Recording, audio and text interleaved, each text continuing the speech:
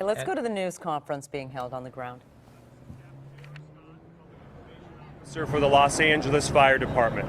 The Los Angeles Fire Department responded to a reported shooting at a school at a time of 8:53 this morning.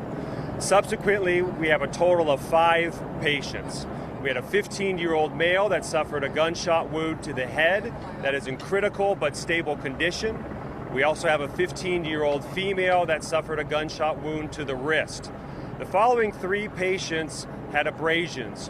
We had a 30-year-old female, an 11-year-old male, and a 12-year-old female, again with abrasions predominantly to the head and face area. So only 2 of the 5 patients were injured as a result of a weapon. The following information will have Lieutenant Chris Ramirez to be able to provide. Right now we have approximately 50 LAFD firefighters on scene with a total of 7 ambulances to ensure safety and to rapidly treat and transport patients. Lieutenant Ramirez. Good morning. My name is Chris Ramirez. That's C-H-R-I-S, last name Ramirez, and I'm a lieutenant with LAPD Media Relations Division. At about 9 o'clock this morning, LA Unified School Police officers, in conjunction with the LAPD Rampart detective and officers, responded to a shooting call here at Belmont High School. When they arrived, they located a few victims, and they also located the suspect, who they took into custody without further incident. A gun was recovered at scene, and those students were transported to a local hospital where they're currently undergoing medical treatment, and some are listed in some such stable conditions. And that's where we're at right now. Also, we have currently treating this as a crime scene. We are working together with school police, investigators, and staff, and we're trying to adjust and secure the crime scene and the location. And that's what I have now, and also I have Chief Zipperman here as well. Chief.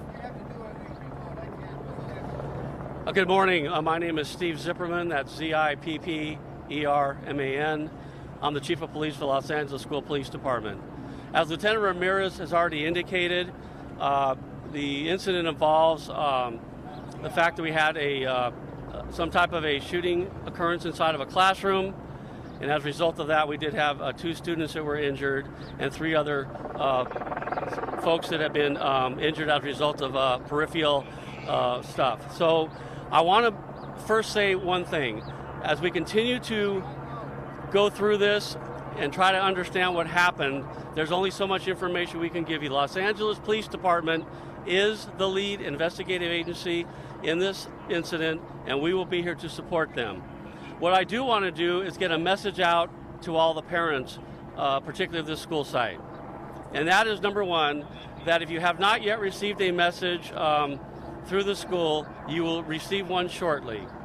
Right now, we do know that we have one of the parents of the students that was injured as a result of the gunshot wound has been notified. And we believe right now that we have contact with the remaining parent. So I want to assure parents that we are doing the best we can to get the messaging to you. The school remains on lockdown. The school goes through their normal procedures as far as an incident like this to ensure the safety of the students. And although you will be getting a message regarding the incident at the school, if you have not received a call yet, okay, the parents have been notified and one is in the process of being notified. That being said, we know this is a very traumatic incident for all the children involved, particularly inside that classroom. As we continue to move forward with this, I want to have everybody a clear understanding that we will attend to the needs of these students who witness this very carefully, with the understanding this is very traumatic. We have our school mental health folks that are here to support the needs of the student, and we will continue to work with those students. LAPD will continue with their investigation, and they will provide information as much as they can as we get it. So again, the school has been declared safe at this point. There is no more safety threat. The students and those injured have been transported. We do have a student who has been taken into custody and is at a local LAPD station.